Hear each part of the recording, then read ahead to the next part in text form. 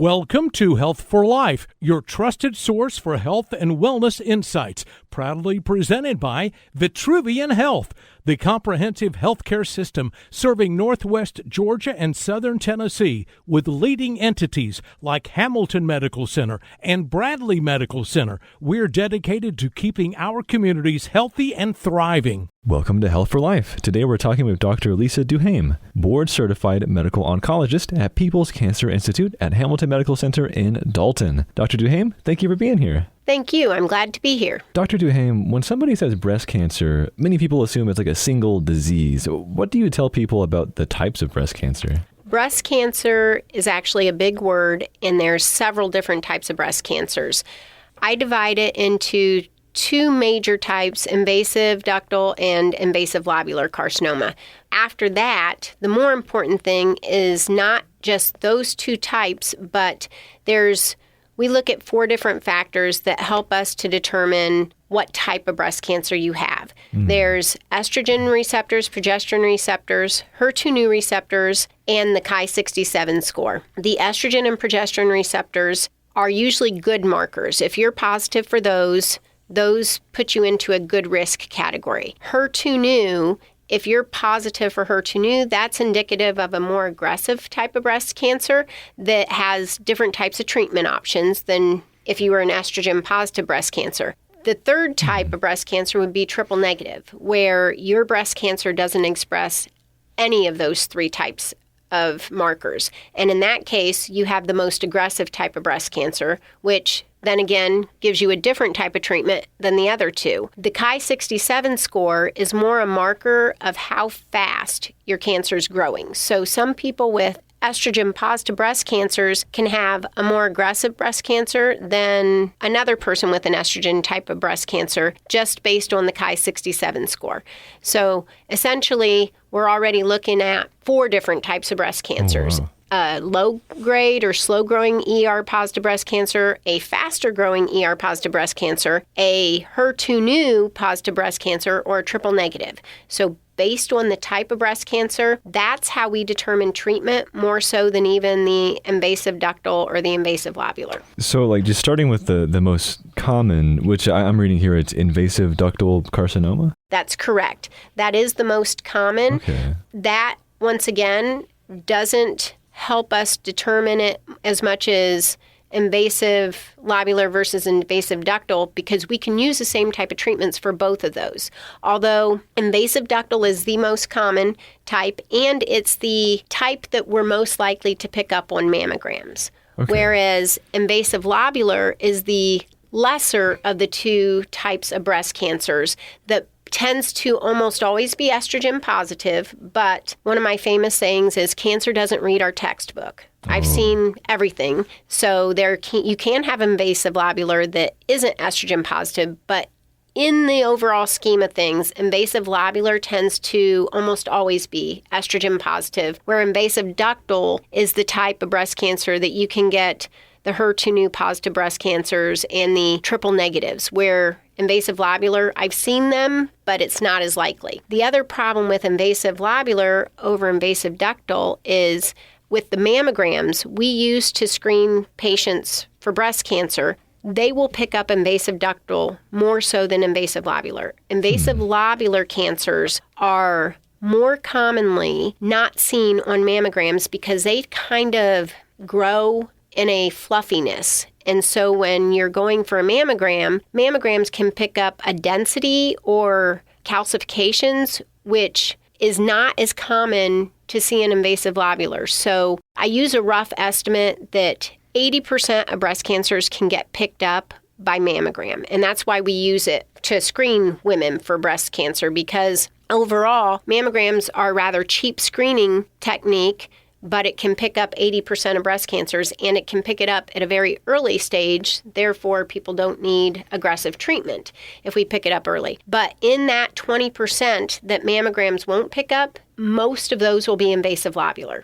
Because invasive lobular, like I said, grows in a more fluffy look that you don't pick up as easily on mammograms. Is that a big difference between the invasive lobular and the other type? the difference between invasive ductal and invasive lobular is invasive ductal it starts within the ducts, whereas invasive lobular starts within the lobules, which to a normal person who is told you have breast cancer, that doesn't mean a whole lot. And it's more just the anatomy of the breast. Okay. Where the breast cancer starts is where we get those names. We've been talking about like the ones that are deemed invasive. How does non-invasive kind of like compare to these? Really, the non-invasive is essentially, some people call it stage 0, some people call it pre-cancer. So non-invasive would be ductal carcinoma or lobular carcinoma in situ, which I like to explain it to patients as DCIS or LCIS, which is the cancer in situ. I call it kind of pre-cancer because that cancer, when it starts in the ductals or the lobules, has not invaded past the wall. So I explain to patients that cancer doesn't start overnight. It starts as just one mutation in the cell, and that's not cancer. And all of a sudden, the cell starts to grow abnormal, and it can be what we call atypia, meaning atypical, not normal. And then your cell can get a couple more mutations, and all of a sudden, it can turn into a cancer cell, but it's still not a cancer cell that's smart enough to break through the wall. And then if it gets another mutation or two, it can actually get smart enough to break through the wall. So when it's a cancer cell, but it's not yet broken through the wall, that's what we call ductal carcinoma in situ or lobular carcinoma in situ because it's confined. When you have stage 0 or pre-cancer, your risk of it ever spreading anywhere in the body is 0. Okay. It won't spread outside of that area. So surgery is really the treatment. Follow it up with radiation so it will kill off any cancer cells that might still be left out in that area. And then sometimes if the ductal carcinoma or lobular carcinoma in situ cells were sensitive to estrogen, we offer 5 years of a pill to block the estrogen and progesterone production in your body. Basically, we consider it preventative treatment because I explain to patients that if you're the person who has learned how to make one cancer cell, you have an increased risk of getting another cancer. Your body's already figured out how to do that. So therefore, by taking a pill to prevent estrogen production or to block the estrogen receptors on those cells, it will decrease your risk of getting another breast cancer. These non-invasives, they haven't yet developed to like breach through. Does that mean that like they were found very early on? Correct. And that's actually one of the most important parts of why women need their screening mammograms, because that is our hope, is that we can reach or find all cancers before they've become invasive.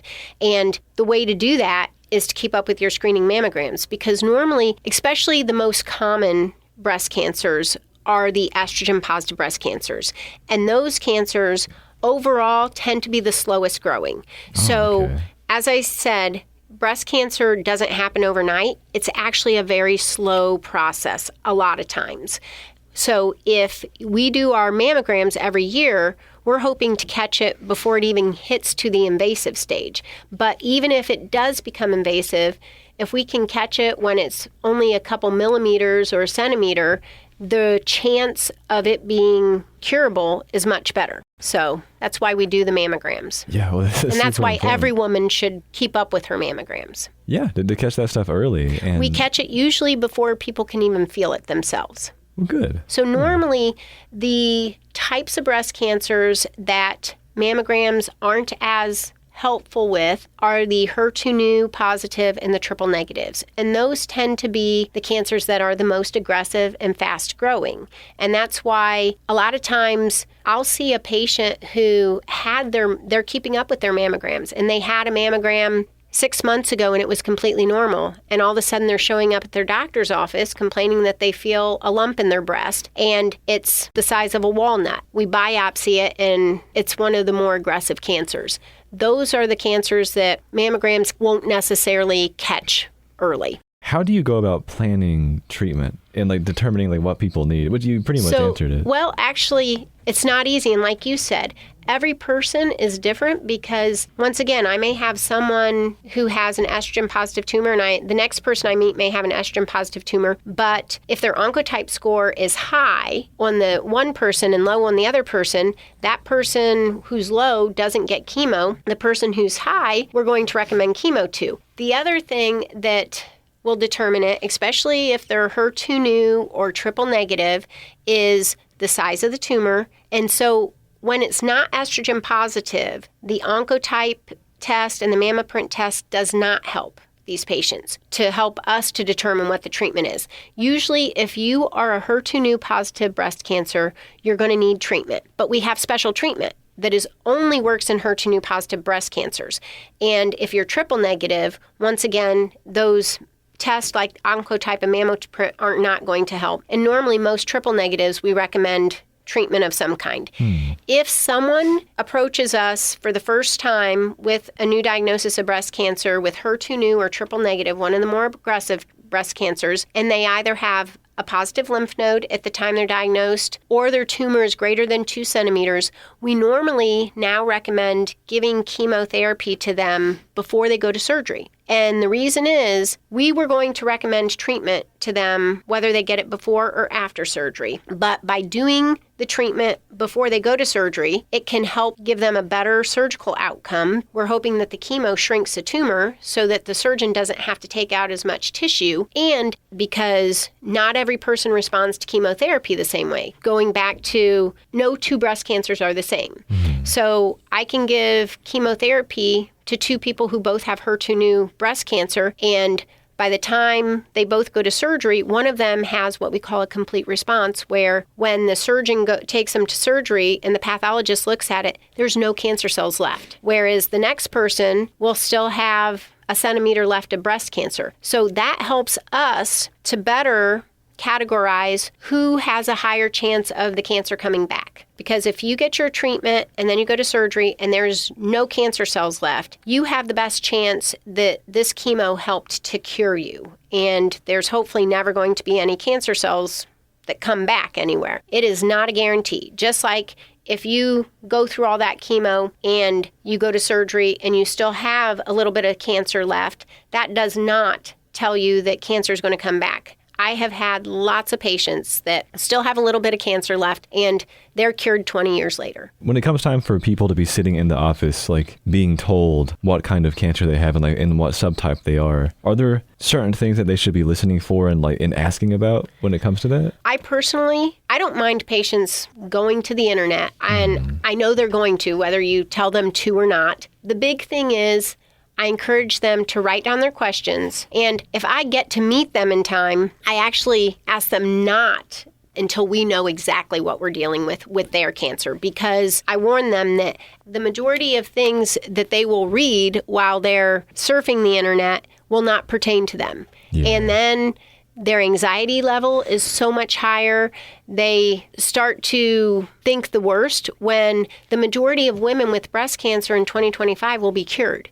Even with the aggressive breast cancers, every year we come out with better and better treatments for these people. Now we use a lot of genomic testing, which is we look at the gene level, whether these patients have targets that different mutations that actually separate out all these different patients and makes their breast cancer different than the next person's breast cancer.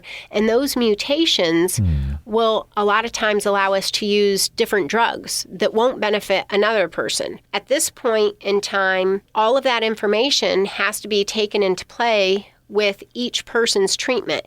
We are no longer in a time in history where one size fits all.